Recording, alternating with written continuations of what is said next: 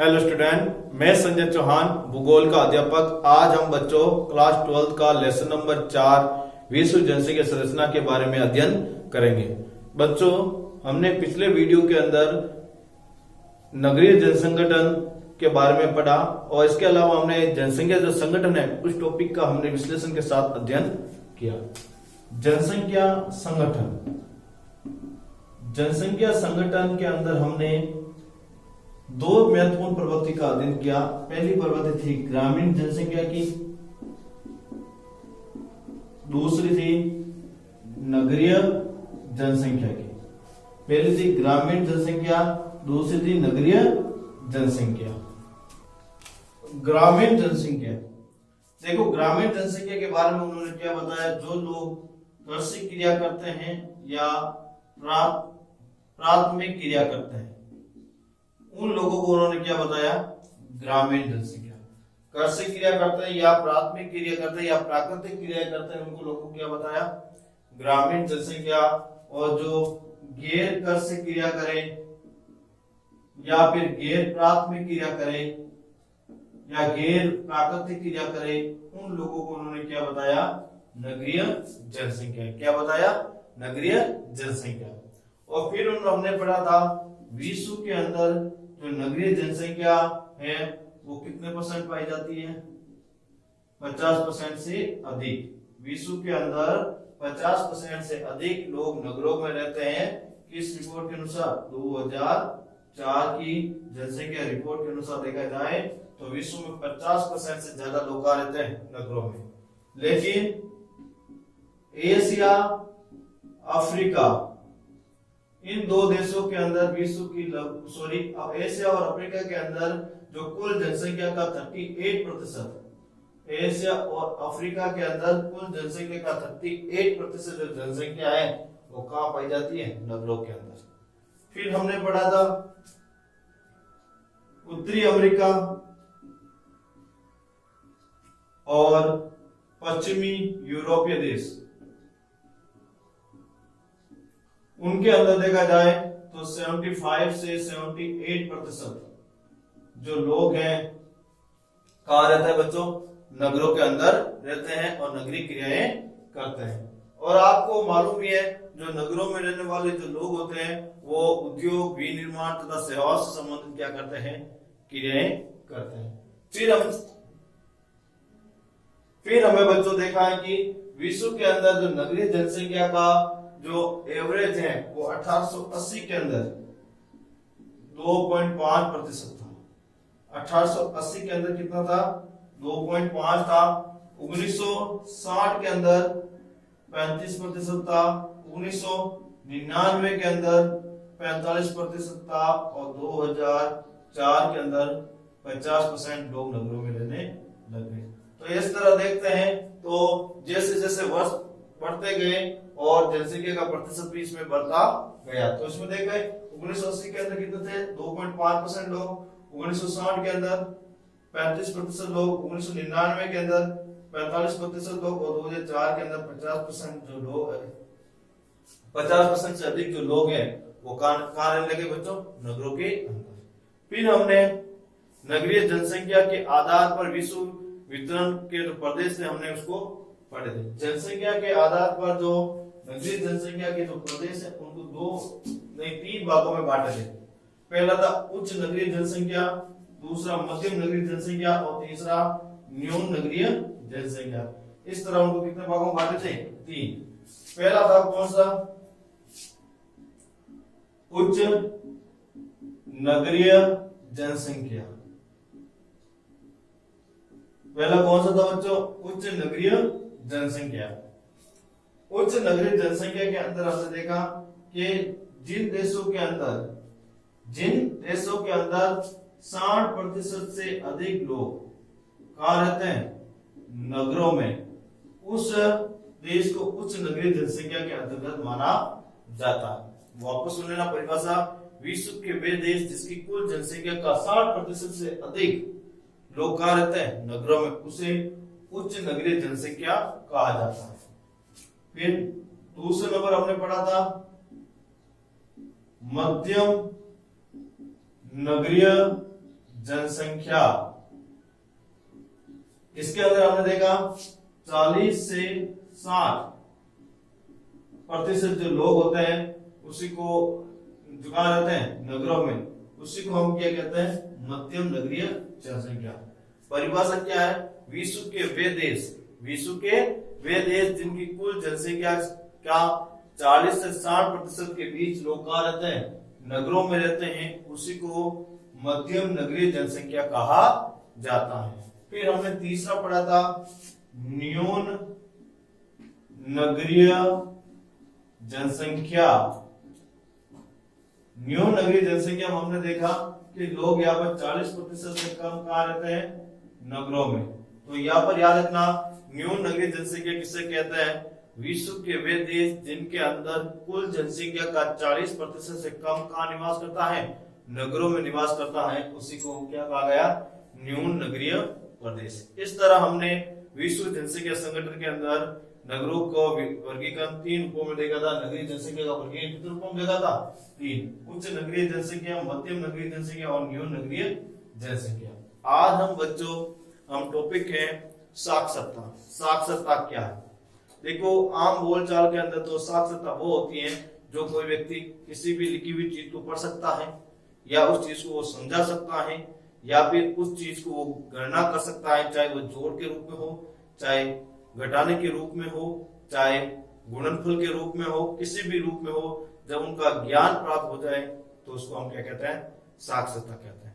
और कहीं पर हम कह सकते हैं कि जिस व्यक्ति को अपना हस्ताक्षर करना सीख लेता है और थोड़ा सा स्वर्ण व्यंजन और वाक्य प्रयोग में उसको प्रयोग करने लग जाता है, या पढ़ने लिखना जान जाता है, उसी को हम साक्षर कह देते हैं।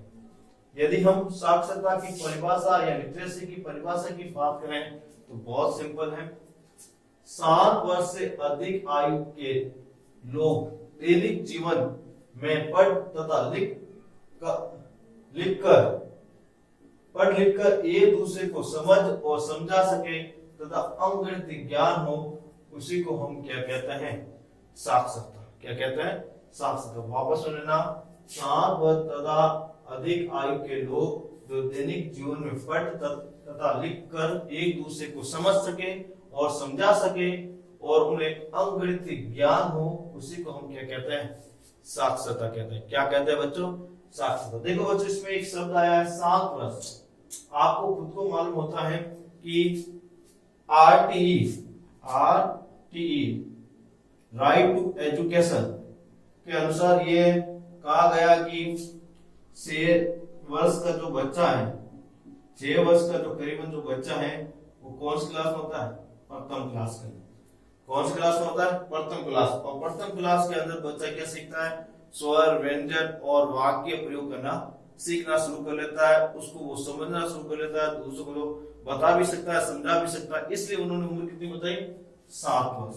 तो 7 वर्ष से अधिक आयु वाले बच्चे जब अपनी मातृभाषा में पढ़ लिख सकते हैं और उन पढ़ी हुई चीजों को दूसरे को समझा सकते हैं और दूसरे की समझी हुई चीज को समझ सकते हैं और उनको अंगगणित ज्ञान हो, उसी को हम क्या कहते हैं बच्चों, साक्षरता कहते हैं।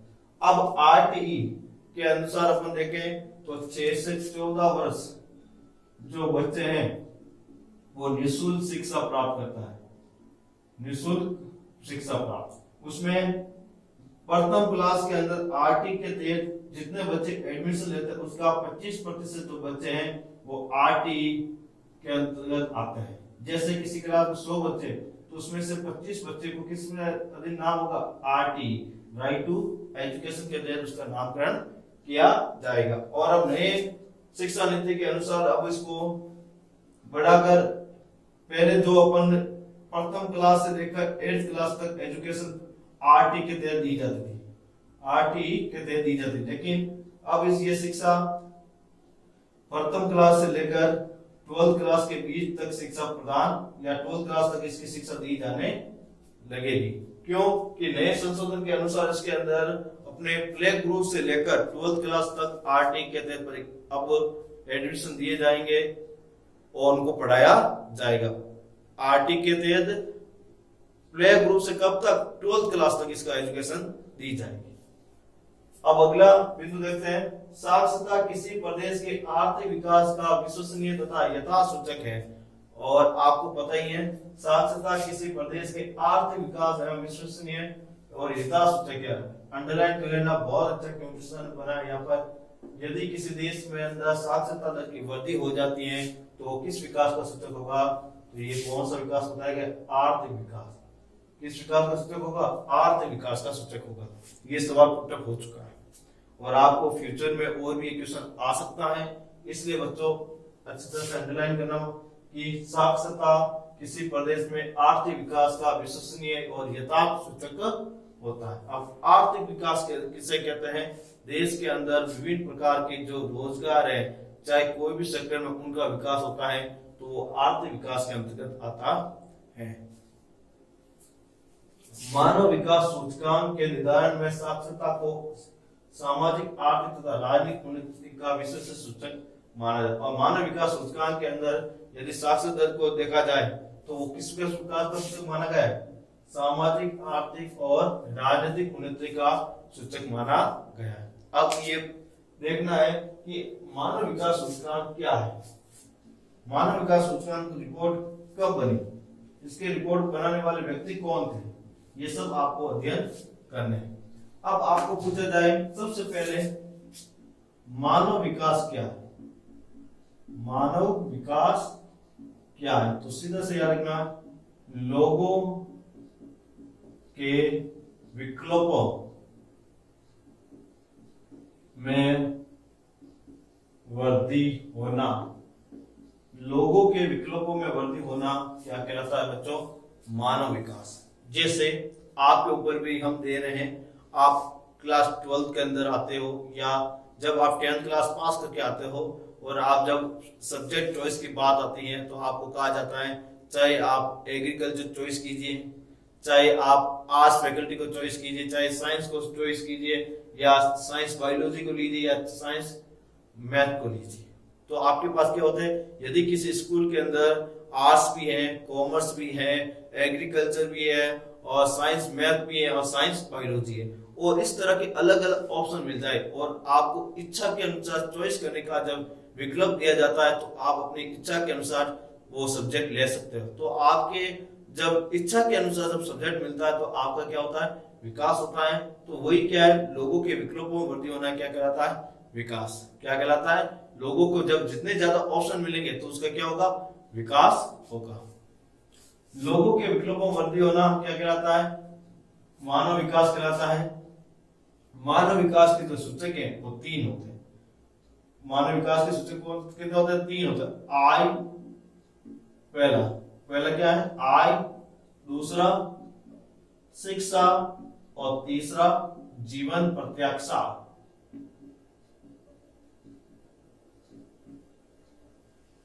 आय, इस टॉपिक को भी हम अलग रखेंगे, जीवन प्रत्याशा इसको भी हम अलग रखेंगे और इसी को हम अभी लेंगे, क्योंकि शिक्षा का मतलब होता है साक्षरता। क्या होता है? साक्षरता।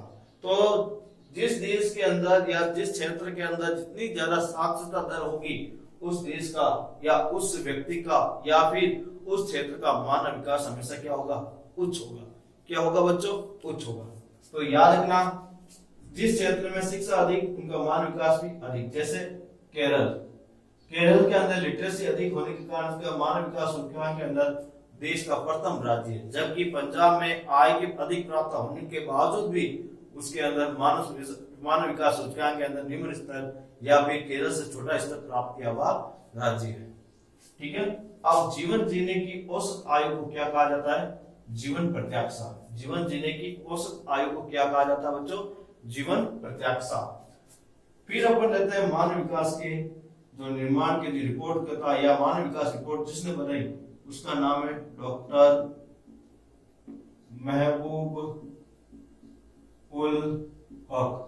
ये मानव भूगोल के विचारक है, सॉरी मानव विकास के क्या है? विचारक है। मानव विकास के विचारक। मानव विकास के विचारक कौन है? डॉक्टर महबूब उल हक। ठीक है। फिर इनके सहयोगी हैं अमर्त्य सेन। अमर्त्य सेन, इनके क्या है, सहयोगी है, जिन्होंने 1990 के अंदर मानव विकास रिपोर्ट तैयार की थी और उन्होंने एक इंडेक्स बनाई जिसका नाम है HDI, मानव विकास सूचकांक। मानव विकास सूचकांक जो अभी शब्द मिला है, मानव विकास सूचकांक HDI, ह्यूमन डेवलपमेंट इंडेक्स। क्या है, ह्यूमन डेवलपमेंट इंडेक्स। इसका जो स्कोर होता है वो 0 से A के बीच में होता है। कितना होता है, 0 से A के बीच में होता है। और इसके अंदर जो देश होते हैं वो सारे 0 के A के बीच में जो स्कोर होता है उसके आधार पर दर्शाए जाते हैं। जितना A के पास स्कोर होगा उस देश का मानव विकास सूचकांक उतना ही क्या होगा, अधिक होगा, और जितना 0 के पास होगा उस देश का मानव विकास सूचकांक उतना ही क्या होगा बच्चों, कम होगा। और विश्व में सबसे ज्यादा मानव विकास सूचकांक किस देश का है, नॉर्वे का। याद रखना, विश्व का सबसे ज्यादा मानव विकास सूचकांक वाला जो देश है वो कौन सा बच्चों, नॉर्वे है। तो याद रखना, मानव विकास सूचकांक के निदान के द्वारा ही हम सामाजिक, आर्थिक और राजनीतिक उन्नति का एक विश्वसनीय क्या होता है, सूचक माना है। गरीबी उन्मूलन, कृषिगत विकास के अंतरराष्ट्रीय संबंधों के लिए साक्षरता आवश्यक तत्व। और यदि किसी देश की गरीबी को मिटाना है, कृषि का विकास करना है, अंतरराष्ट्रीय संबंध मजबूत करने, उनके लिए हमें किसकी जरूरत पड़ेगी, साक्षरता की जरूरत पड़ती है। तो यदि किसी देश की गरीबी को मिटाना है, कृषि का विकास करना है और अंतरराष्ट्रीय संबंध को मजबूत करना है तो उस देश के अंदर किस तत्व की वृद्धि करनी पड़ेगी, साक्षरता की वृद्धि करेगी। इसलिए साक्षरता जनसंख्या के प्रजनन, मृत्यु दर और गत्यात्मकता तथा व्यवसाय आदि उत्सव को प्रभावित करती है। और साक्षरता होती है वो प्रजनन दर को भी प्रभावित करती है, मृत्यु दर को भी प्रभावित करती है, गत्यात्मकता मतलब प्रवास को भी प्रभावित करती है और व्यवसाय को भी क्या करती है, प्रभावित करती है। जैसे प्रजनन, आपने देखा होगा पहले जो लोग पढ़े लिखे नहीं होते थे तो एक ही व्यक्ति के 5 से 6 संतानें होती थी और किसी के ज्यादा भी होती थी। लेकिन जब व्यक्ति पढ़ लिख जाता है और उसको परिवार नियोजन की समझ आ जाती है तो वो 2 से ज्यादा संतानों की कल्पना भी नहीं करता है। और जब 2 की ज्यादा संतानों की कल्पना नहीं करता है तो देश के आर्थिक विकास में क्या देता है, वो योगदान देता है। तो प्रजनन क्या है उसके बारे में पहले देख लेते हैं, फिर आगे चलते हैं। देखो, प्रजनन एक साइंस का टॉपिक है, बहुत ही अच्छा टॉपिक है ये, जो डॉक्टर बनते हैं उनके लिए। प्रजनन, प्रजनन के लिए सीधी सी बात है, सजीवों द्वारा अपने ही समान जीवों की उत्पत्ति करना। सजीवों द्वारा अपने ही समान जीवों की उत्पत्ति करना क्या कहलाता है, प्रजनन कहलाता है। ठीक है बच्चों। फिर है मृत्यु दर। देखो, यदि पढ़े लिखे लोग होंगे तो उनके परिवार में मृत्यु दर बहुत कम होगी। क्यों? पढ़े लिखे होने के कारण जब उनको छोटी सी बीमारी होती है तो तुरंत मेडिसिन या मेडिकल चले जाते हैं या हॉस्पिटल चले जाते हैं और अपना इलाज कराकर अपने शरीर को स्वस्थ कर लेते हैं। इससे उनकी मृत्यु दर क्या हो जाती है, कम होती। लेकिन पहले पढ़े लिखे लोग नहीं थे, अंधविश्वासी थे, इसके कारण वो टाइम पर हॉस्पिटल नहीं ले जा पाते थे, जिसके कारण बीच रास्ते में उनकी मृत्यु हो जाती थी या अपने घर पर मृत्यु हो जाती थी। इस कारण उस समय मृत्यु दर भी क्या थी बच्चों, अधिक थी। गत्यात्मकता, आपको पता ही है, प्रवास, एक स्थान से दूसरे स्थान पर आवागमन की प्रवृत्ति होती है, उसको भी साक्षरता क्या करती है, प्रभावित करती है। और व्यवसाय है, उनको भी आप लोग पता है, पढ़े लिखे जो लोग होते हैं वो secondary, third, fourth and fifth activity में काम भी करते हैं, और जो अनपढ़ लोग होते हैं, जो पढ़े लिखे नहीं होते हैं, वो प्राथमिक क्रिया में कार्य करते हैं। अगला बिंदु, किसी क्षेत्र के संपूर्ण सामाजिक आर्थिक विकास, संपूर्ण आर्थिक व्यक्तित्व के ज्ञानांतर साक्षरता का महत्व अधिक होता है। देखो वापस सुनना, किसी क्षेत्र के संपूर्ण सामाजिक आर्थिक व्यक्तित्व के ज्ञानांतर का सामाजिक का महत्व अधिक होता है। साक्षरता का महत्व क्या होता है, यदि किसी देश के अंदर सामाजिक विकास करना है, आर्थिक विकास करना है और व्यक्ति का व्यक्तित्व का विकास करना है, उसके लिए साक्षरता बहुत ही महत्वपूर्ण तत्व होती है। आपको पता है व्यक्ति के व्यवहार में परिवर्तन किस कारण आता है, साक्षरता के कारण। एक पढ़े हुए व्यक्ति की सोच को देखो, एक अनपढ़ व्यक्ति की सोच देखो, उनके दोनों के जो व्यक्तित्व है उसमें काफी अंतर देखने को मिलता है। जिन देशों में साक्षरता और शिक्षा विशेष ध्यान नहीं दिया जाता है, वहां की जनसंख्या विभिन्न क्षेत्रों में उन्नति और विकास करती है। और जो देश अपने देश की साक्षरता पर पूरा ध्यान रखते हैं, पूरा फोकस रखते हैं, उन देश का जो आर्थिक विकास है, उन देश की जनता का जो विकास है, वो आगे हमेशा बना रहता है। अब है साक्षरता को प्रभावित करने वाले कारक। अब हमारा टॉपिक कौन सा है? साक्षरता को प्रभावित करने वाले कारक। पहले आर्थिक विकास का स्तर। देखो, पहला पॉइंट यही है कि हमारे देश के अंदर लोगों के पास आर्थिक स्तर बहुत ही क्या है, कमजोर होता है, और एजुकेशन के लिए हाई पेमेंट बहुत ज्यादा लग रहे हैं। इसलिए गरीब परिवार के जो लोग होते हैं वो अपने बच्चों को क्या नहीं कर पाते हैं, पढ़ा नहीं पाते। इस कारण से साक्षर दर वो क्या हो जाते हैं, पिछड़ जाते हैं, और देश के साक्षर दर भी पिछड़ जाते हैं। आपने देखा है कि बड़ी बड़ी जो डिग्रियां करने के लिए, जैसे MBBS है या लॉयर्स की हैं, या फिर कोई डॉक्टर की कोई भी डिग्री हो, चाहे पशु डॉक्टर हो, चाहे मानव डॉक्टर हो, किसी की भी हो, या इंजीनियरिंग हो, उनके लिए बड़ी पेमेंट या बड़ी किस्तों में पैसों की जरूरत पड़ती है। और प्रत्येक परिवार इतना सबल नहीं है कि उन पैसों को या इतने पैसे उन बच्चों पर खर्च कर सके। इन आर्थिक स्तर की कमजोरी के कारण ही गरीब परिवार के बच्चे वो पढ़ नहीं पाते, आगे बढ़ नहीं पाते, जिसका सीधा प्रभाव देश की आर्थिक विकास पर भी देखने को मिलता है। नगरीय जीवन स्तर। आपने देखा होगा, नगरों के अंदर सभी प्रकार की मूलभूत जो एजुकेशन की सुविधा चाहिए वो प्राप्त हो जाती है, जबकि गांव के अंदर नहीं होती। इस कारण से नगर के जो बच्चे हैं वो हाई एजुकेशन प्राप्त कर लेते हैं, और जबकि गांव के जो बच्चे हैं वो शिक्षा में क्या हो जाते हैं, पिछड़ जाते हैं। अगला, महिलाओं की सामाजिक स्थिति या विभिन्न सुविधाएं। देखो, गांव के अंदर आज ही महिलाओं की जो सामाजिक जो स्थिति है वो बहुत ही दयनीय है। आज भी गांव के अंदर बच्चों को पढ़ाने पर काफी बार विचारधाराएं अलग होती हैं कि बेटी को कम पढ़ाया जाता है, बेटे को अधिक पढ़ाया जाता है। इस कारण से साक्षरता पिछड़ जाती है। बेटी को यदि पढ़ाते हैं तो गांव में जितनी 8वीं तक 10वीं तक जितने भी स्कूल होती है वहां तक पढ़ाया जाता है, उसके बाद स्कूल में छुड़वा देते हैं। ये सारी जो प्रवृत्तियां हैं वो साक्षरता को क्या कर देती है, बच्चों प्रभावित करती है। सरकारी नीतियां। देखो, सरकार ऐसी बहुत सारी नीतियां बनाती है जिसके माध्यम से कोई भी बच्चा पढ़ सकता है। जैसे छात्रवृत्ति योजना, मुख्यमंत्री छात्रवृत्ति योजना, केंद्र छात्रवृत्ति योजना, या फिर बहुत सारे ऐसे अवार्ड है जिसके दौरान बच्चों को अच्छे एजुकेशन अंक प्राप्त करने पर उनको मिलते हैं। जैसे 10th क्लास में 75% से अधिक अंक प्राप्त करने वाली जो गर्ल्स होती हैं उनको गार्गी पुरस्कार मिलता है। 12th क्लास के तहत भी गार्गी पुरस्कार के अंतर्गत 5000 का चेक स्वरूप सरकार के द्वारा 75% से अधिक अंक प्राप्त करने पर लड़कियों को या बच्चियों को दिया जाता है। इसके अलावा जब हम कॉलेज की एजुकेशन प्राप्त करती हैं तो वो बच्चियां को भी उनको छात्रवृत्ति के रूप में उनको शिक्षा के लिए राहत प्रदान सरकार करती है। सरकार का मुख्य उद्देश्य यही है कि बच्चों के देश के अंदर किस तरह अधिक से अधिक जो साक्षरता दर को बढ़ाई जाए, जो पिछड़ी हुई महिला जो साक्षरता दर है, स्त्री साक्षरता दर है, उसको कैसे सुधारा जा सके। इसलिए सरकार बच्चों को अलग अलग प्रकार की प्रोत्साहन राशि द्वारा लोगों को जागरूक करके उनको एजुकेशन को बढ़ाने का प्रोसेस कर रही है। बच्चों, आज के हम वीडियो के अंदर हमने साक्षरता क्या है, साक्षरता किस तरह हमारे देश या विश्व के आर्थिक विकास में योगदान देती है, उनके बारे में पढ़ा, और हमने देखा कि साक्षरता किस तरह हमारे आर्थिक, सामाजिक और व्यक्तित्व को भी प्रभावित करती है।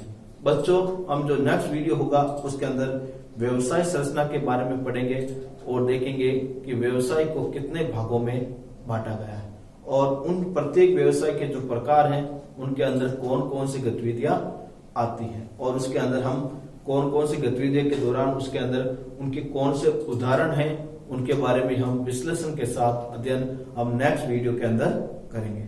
Thank you.